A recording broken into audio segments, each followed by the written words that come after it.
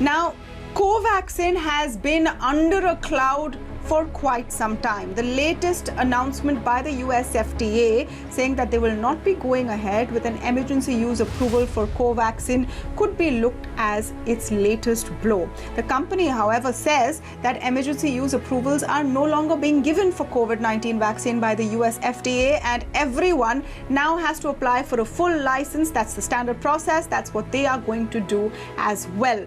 But that's not the only question mark over Covaxin in the last few days.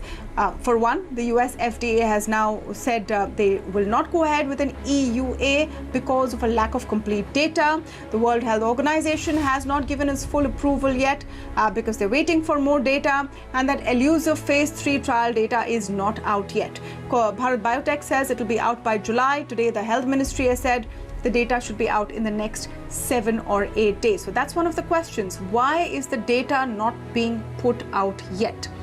The other question is that can people who take Covaxin travel easily? There are some reports of students who have taken Covaxin being asked to be revaccinated by their universities in America. So that question mark remains.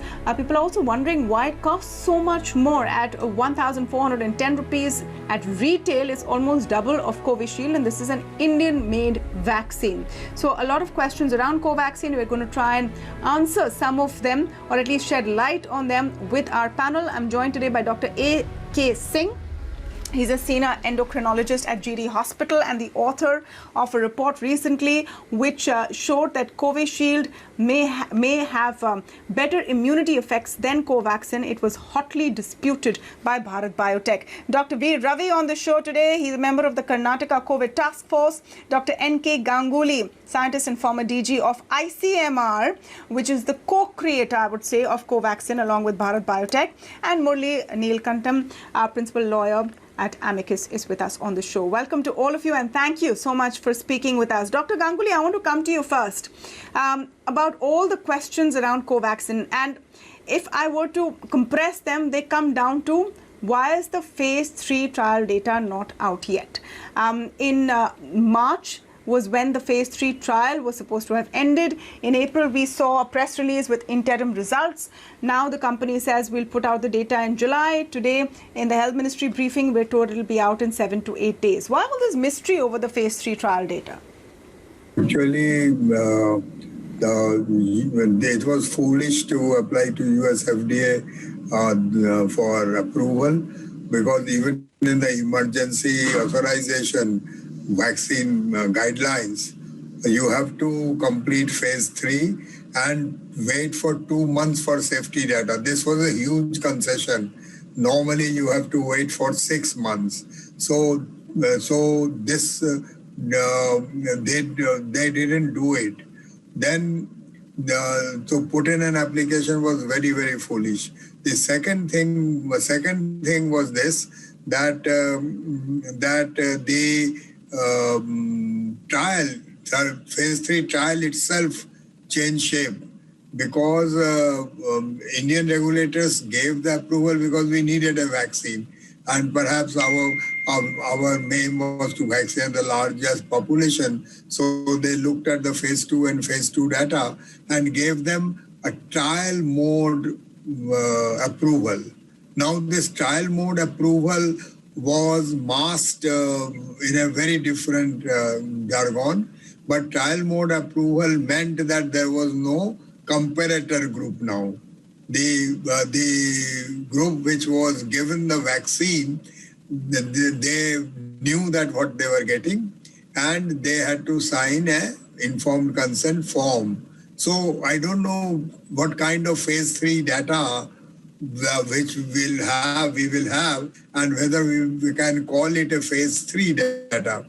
And then some of the things, so we will not know that whether it is what is its efficacy, because the endpoint for most of the vaccine trials at that time was that whether you were freedom from disease. It was not freedom from virus that much, it was freedom from disease. And it was not linked to antibody levels, because because the antibody level was not made an endpoint. And it was thought that we may have a little bit of virus in our nasopharynx and our throat, and that will perhaps be okay, because some of the data from Pfizer and others came where we knew that they will not transmit. And now we know that asymptomatics also benefit from the better vaccines. So this vaccine, what they should have done, that after they got the approval, at least in a larger population, they should have completed the trial. So this was a mistake. This because vaccines are for the world, vaccines are not for your own country, and most of the vaccine trials are done in multiple countries.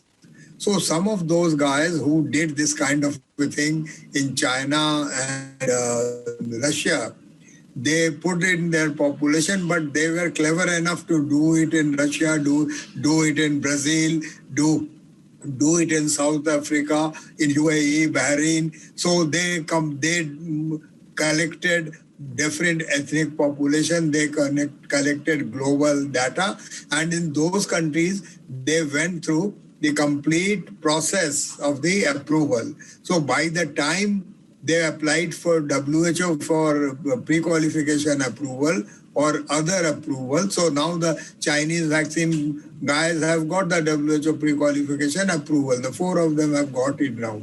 So the shortcut was a big mistake, and this should not have been resorted to. As far as your other question, but whether the students will get a vaccine certification or not, if it is not an approved vaccine, WHO has to be a WHO pre-qualified vaccine for an international approval stamp. So if it is not a WHO pre-qualified vaccine, you are not going to get that benefit.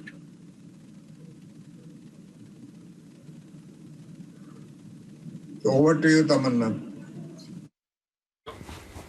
All right, let me go across to you, Dr. Ravi. What are the concerns over here? And do you think any of these concerns around Covaxin are valid? Because now people are also looking at it in the context of, can they travel abroad and what is the safety?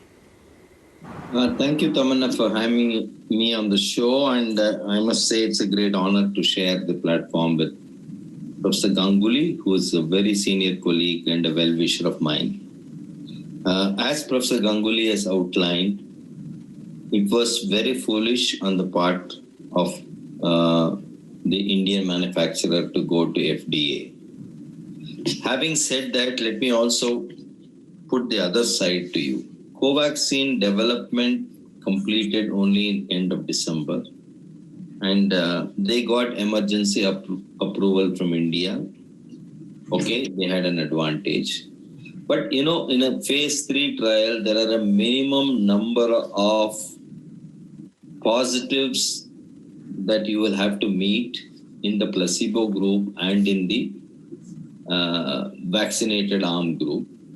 The biggest difficulty for Bharat Biotech, I must say, was that we were at an ebb at that. We were between the 2 waves. So only now, after this second surge, have they been able to meet the minimum number of positives that need to come up in a trial. So I believe in the next month, they should be able to have the data. Covaxin is a time-tested technology. Over a century, people have used whole virus inactivated vaccines. So I believe the technology will work, but the proof of the pudding is only after phase 3 trial results come out. As Professor Ganguly very, very rightly pointed out, no regulator or no international body is going to accept any vaccine and approve it unless phase 3 trial results are available. So I think it is very important that Bharat Biotech presents its results as early as possible. Only then will it get brief qualification from WHO. And as far as FDA is concerned, I think they missed the bus. They have to now go for complete authorization. with complete data. And to Bharat Biotech's credit, what I read in media is they have started a phase 4 post-vaccine surveillance, and it's very good to generate that data to convince the world that post-marketing surveillance shows that it retains a certain amount of efficacy. I'll stop here. Thank you, Tamanna. No, but you know what the problem is? The problem is, why does the world, and why do Indians, forget about the world, why do Indians need convincing at this stage? Frankly, that question mark shouldn't be there in the mind when you're going to get Covaxin. It's an indigenous, homegrown, homemade vaccine. It's the vaccine that we have the patent for. So logically, one would think that that's the vaccine which will be produced in the greater number. It's the vaccine which is right now being tested on children and will possibly be available widely for kids as well. Dr. A.K. Singh, where do you think the loopholes are in that trust building? If you talk to people in Bharat Biotech, they sometimes feel they're targeted. And you're well aware of that because you authored a study which showed Covishield has more efficacy relatively with one dose. The response from Bharat Biotech was pretty sharp to that study. They call your study faulty. But in your view, what is the kind of transparency you would like to see? Do you truly believe that this vaccine is less effective? Well, thank you, Tamanna, for having me in this show. So everything is discussed, primarily by Professor Ganguly and other speaker. Well, so naturally, country would like to see the complete phase 3 data. We all are waiting for such a long time. Once we started vaccination since 16 January 2021. And that was the entire basis of having studies in a real world setting, what we conducted across the country to really understand how the basic principle of how the vaccine works. The vaccine should give you immediate protection by making a good protective antibody once you are vaccinated and you are completed with 2 complete vaccine doses. And the entire essence of our study, where we included more than 550 healthcare workers, the primary idea to choose healthcare worker was, number 1, they were the first one to get vaccinated. Number 2, they are the people who are highest exposed to the patients directly. So the chance of acquiring further infection would also suggest how vaccine is actually working. So if you take a vaccine and undergo a lockdown period of 6 months, you can't assess really the efficacy of the vaccine. Thirdly, in our study, we did not look into the efficacy. We looked into the antibody response. This is the one aspect of knowing how vaccine works. There are plethora of ways to understand how vaccine works, of which one very important, which is the first line defense, is how protective immune response is happening after the 2 complete dose of vaccine. So as we suggested in our study, both vaccines really worked good, and there were protective antibody in a good antibody titer in both Covaxin and Covishield recipient, 95 out of 100. However, we also noticed that the response with Covishield were much faster. So after the first dose, we got seropositivity rate in 86% versus around 44% in the Covaxin recipient. Although the Covaxin picked up, very fast after the completion of second dose. So almost after the completion of second dose, 80% of Covaxin recipient had good protective, antibody. And, the Covishield jumped from 86 to almost 98% people having good protective antibody. And when I'm saying anti-spike antibody, many people would argue this is only one antibody. Remember, when we are trying to understand a difference in antibody formation between Covishield and Covaxin, we could not have chosen a better antibody marker other than anti-spike antibody. Because if you measure total antibody or other variety of antibody like nucleocapsid or a membrane antibody, let me just stop you there. Dr. Singh. Yeah, let me just stop you there, Dr. Singh, Dr. Ravi, Dr. Ganguly. With all due respect, sir, the viewers on this show and lay people are trying to wrap their head around what all of these terms mean as far as COVID-19 vaccines go. We've all become semi-vaccine experts, and you know how dangerous half experts are, in the last year and a half, because the primary purpose is to understand whether we are safe. So let me put this again to you, Dr. Singh, very simply. Is Covaxin safe, and does it protect against COVID-19? That's what people who are watching this want to know. Answer How is simply absolutely can you answer yes. that question? Simple is yes. You go for vaccine. There is no point choosing between the Covishield and Covaxin. There is no difference whatsoever when it comes to protection from two vaccines. So there should be no iota of doubt in anyone's mind that Covaxin doesn't work. It works well and perhaps similar to the Covishield. Hope that's clear. Yes, that's important. Now, Murali, explain to me why this process has become, in this really a matter of such hot debate. Like I said, most people don't even understand how this process works, but these are different times. This is COVID-19, and many people's concerns are if they take Covaxin, will they be able to travel abroad? That's one of the concerns. Do you think that due process and transparency has been lacking as far as Covaxin is concerned? I think it's an issue of how we communicate. When the approval was given in January, it just seemed very hasty. So I think Professor Ganguly will be best positioned to tell us this. But at that point in time, there were a lot of scientists who doubted whether the basis for that approval was sufficient. Should we have waited? Should we get better data? So that seemed very rushed.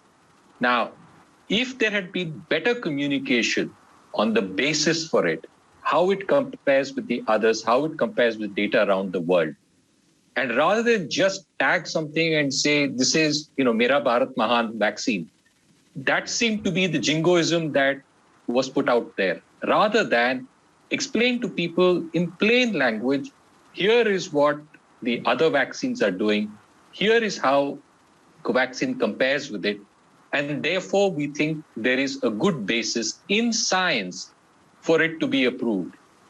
Instead, what happened was there was a rushed approval. They called it EUA. So lots of people like me looked around and said, where is the EUA under the Drugs Act? They said, if you look for it, you will find it. We've been looking for the last 6 months. We haven't found it. Then they said, okay, we will do it as a restricted use. So we asked them, what is the restriction? But there was no explanation.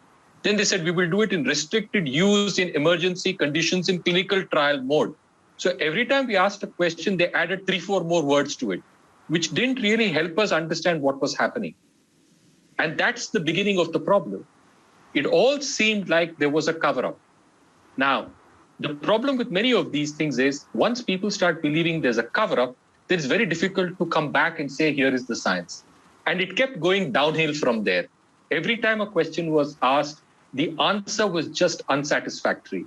Every time we asked them for data, we kept getting some new bits and pieces. Suddenly we got a piece of data that said, it is fantastic, the other one is rubbish. That didn't answer the question. So every time we've had interaction, we've had information put out by the government, by the regulator, it's been in such a way that it's aggressive without answering the question.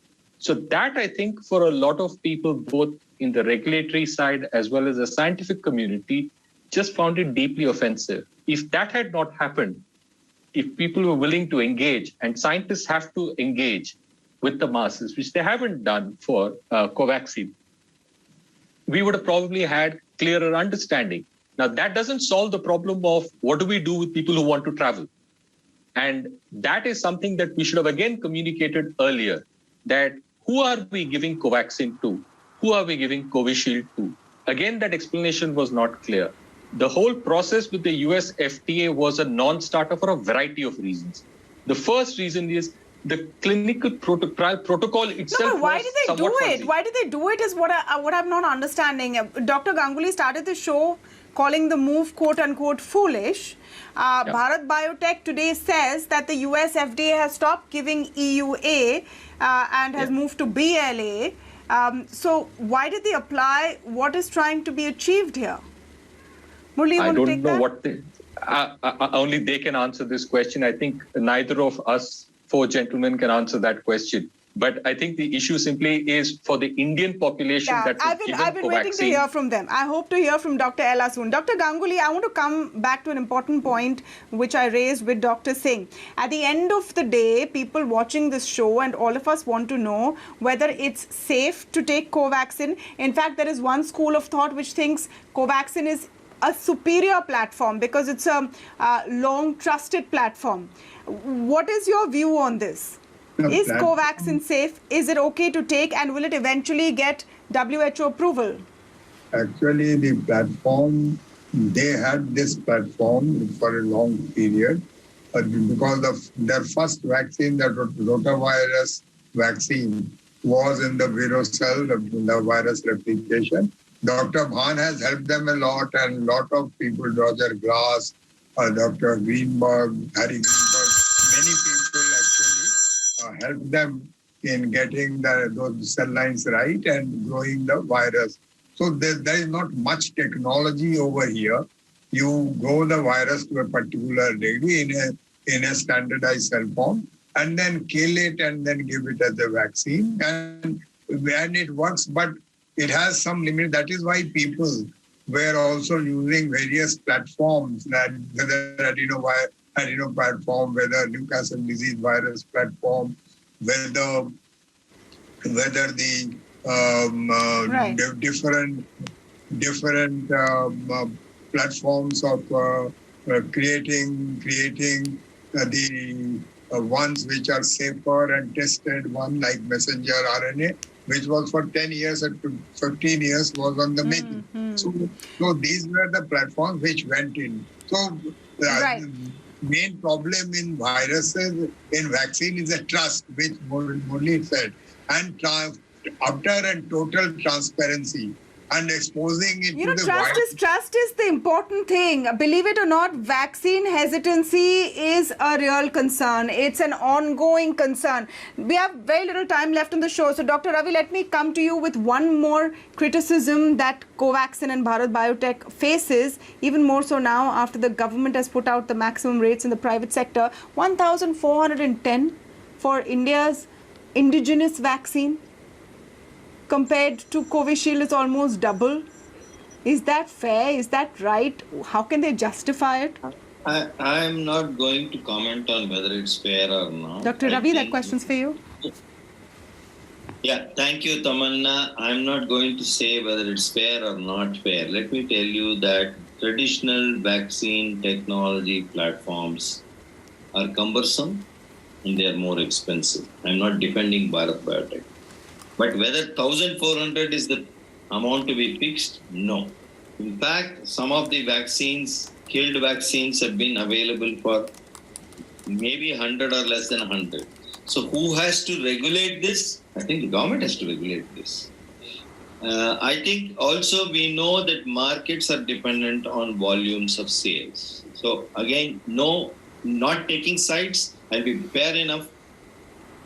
Conventional vaccines like the Covaxin are definitely more expensive because you need cell culture. Professor Ganguly will support me on that. It's a far more expensive. Synthetic biology like mRNA or a recombinant protein expression system like the one biologically Evans is going to make will be far more cheaper because the yields are much, much higher. So that's where I will stop. I will not take sides.